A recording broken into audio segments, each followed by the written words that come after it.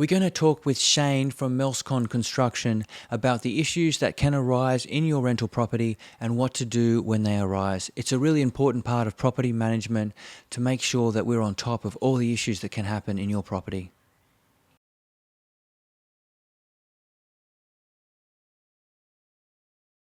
Thank you, Shane, for joining us today. No worries. Really a pleasure to be with you today. So you're a handyman with your own business, Melscon Construction. Have you been a handyman for a long time? In Australia, probably about 10 years. Wow. Yeah. Okay, great. So yeah, I came over here 2010, did a few other things while I was waiting for tools coming over in a ship and then started. Yeah, fantastic. And so you're obviously a handyman on the Gold Coast. So what kind of jobs do handymans do? Well, I can't speak for other handymen. I know we do basically everything because I've got a builder's license as well. So we do everything from renovations, full unit renovations, right down to just going and putting up pictures for someone or putting up blinds, changing curtains. So pretty much everything if it's not an electrician or if it's not a plumber, anything else you guys can pretty much do. Exactly. That must keep you very busy. Very busy, yes. Okay. So let's say I'm just an average Joe Blow and I need someone to hang my pictures up and fix some holes in the walls. And I want to find a handyman to do that. What should I do? How do I know when I found a good handyman? I think it's like most trades, word of mouth, recommendations. Okay. We don't do any marketing, any advertising. All our work comes from word of mouth. Wow. So either through real estates, passing our number on to landlords who pass our number on to other people, to friends, or just people that we know passing our number on, people that we've done work for passing our number on. Great. That's how we get all our work. Wow. And do you enjoy the handyman work that you do? Love it. It's different, something different every day. You're never doing the same thing 2 days in a row. Okay. And you've got plenty of happy customers? Hopefully. I've got plenty of repeat customers, so I must be doing something right. Oh, that's wonderful. Yeah, that's great. So to do a handyman work, are there any licensing requirements that you need to do certain jobs or any kind of insurance that you need as a handyman? You need public liability insurance. Okay. If you're doing work for real estates, they'll ask for public liability insurance.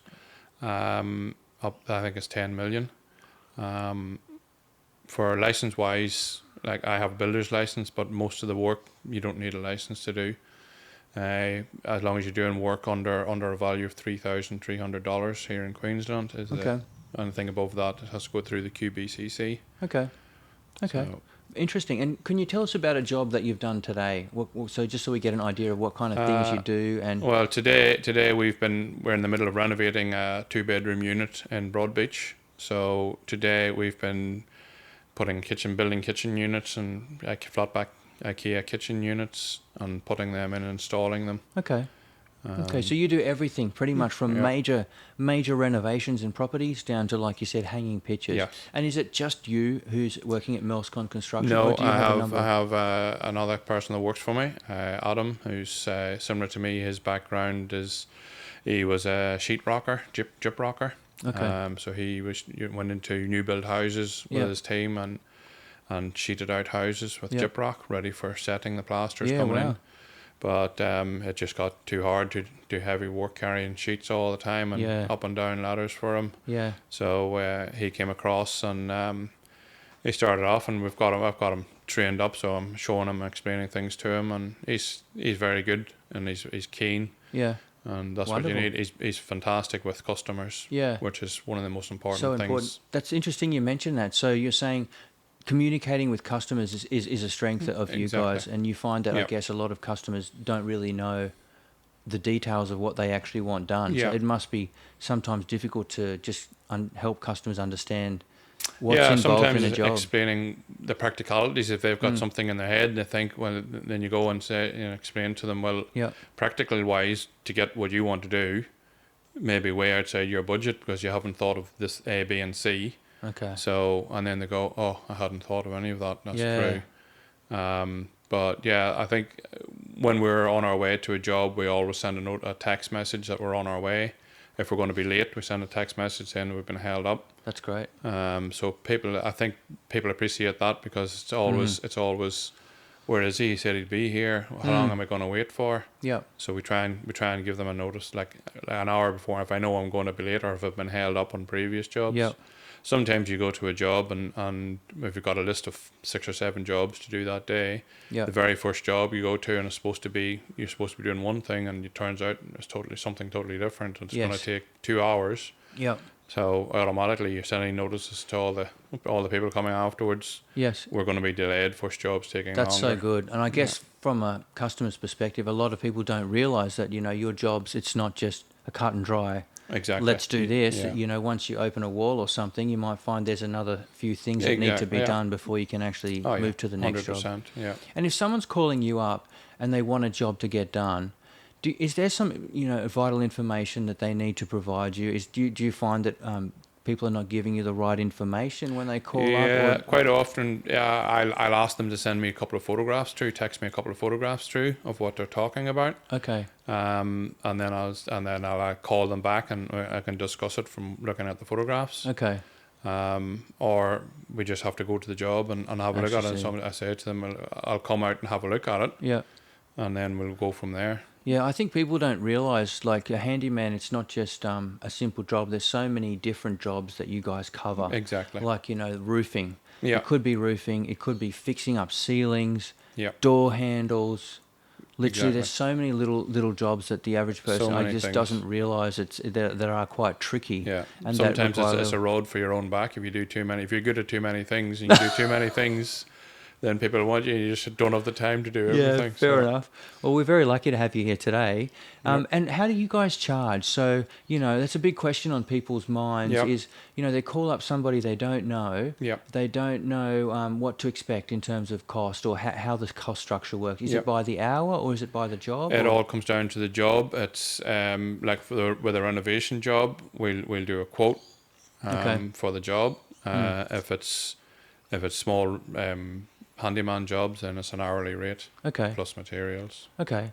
And so I guess the thing for customers to realise is, there's handymen and then there's handymen as well. There's some people who do a great job, take responsibility for their work, and give you a reasonable price. And then I guess there's other people that just don't really know what they're doing and will not have public liability insurance. So I guess that's a big thing for consumers to be aware of. I guess they should be asking those questions as well when they call somebody up. Yeah, well, yeah, if they're getting someone to come in and open up a wall and have a look at it, like, they should know that person's insured to do that. Yes. And anything that's, if they know that they're opening up the right wall, it's not a supporting wall. Yes. And what experience they have. Yeah. I've got a carpentry background, is where my training and my trade is. Okay. So from that, you're coming behind when you're training. You're coming behind other trades. You're in front of other trades. You're thinking about what comes behind. Yes. Where I was trained is always think about what trade's coming behind you, what they're going to need. Yeah. So like if you're framing out a house, think about putting noggins in the ceiling or noggins in the walls in bathrooms. Yeah. Noggins in ceiling for lights and fans. Yeah. Noggins and for walls for toilet roll holders, towel rails. Yeah. So when they sheet it over, Yeah. they can find them. You leave notes. Yeah. Wow.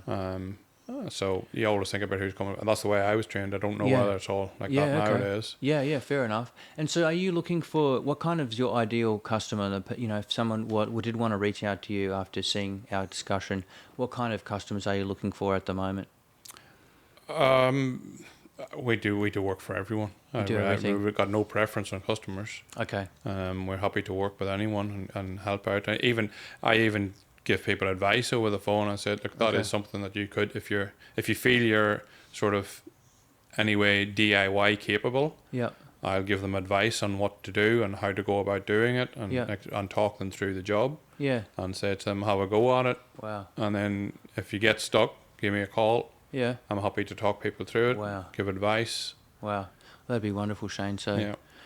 as a tenant in a property, is there something tenants can do to make sure that they maintain the property so that they don't have issues? Some preventative things they can do? It's a difficult one, that, because if you're a tenant, if you've got young kids, you've got issues with young kids doing things which are all like dents in walls and etc. I think be upfront with the agent. Say, look, this has happened. Mm-hmm. We sometimes get tenants calling us directly to come and fix things. Right. So if they're happy to do that, we're happy to come and help them out. Okay. Or again, give them advice on what to do. Right. Preventative maintenance.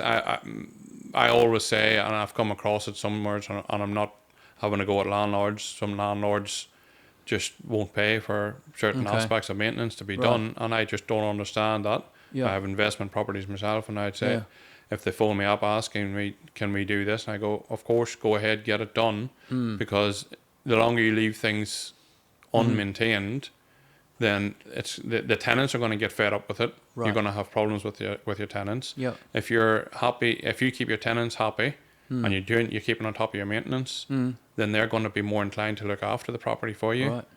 Yeah.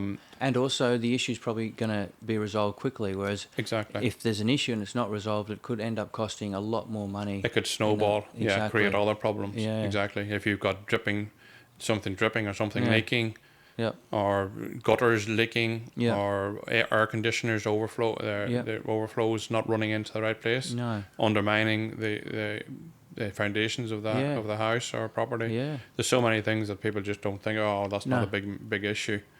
But they're not really. It could become a big issue. It could be. It could cause other issues. And like you said, if you're a tenant living in a property and they're a good tenant, paying the rent on time and looking after the place, you want to hang on to them. Yeah. And spending 100%. spending a few $100s on a maintenance job will probably be worth the while in the long term to hold on to those good tenants. Well, if you've got a tenant that vacates and your property's empty for 2 weeks, where you get other tenants in, well, there's 2 weeks' money, which would have been cheaper to fix it. A couple $100 would have been cheaper to fix it, and the tenants may have stayed. What a good point. Thanks for joining us today, Shane, from Melscon Construction. Really appreciate it. If there's anyone out there watching who does need a good handyman, I highly recommend Shane. He takes his job very seriously, he's very responsible, and as he mentioned, he's more than happy to give free advice to people to see if they can actually DIY. So feel free to reach out to Shane, and thanks again for joining us today, mate. You're welcome. Really appreciate it. Thank you.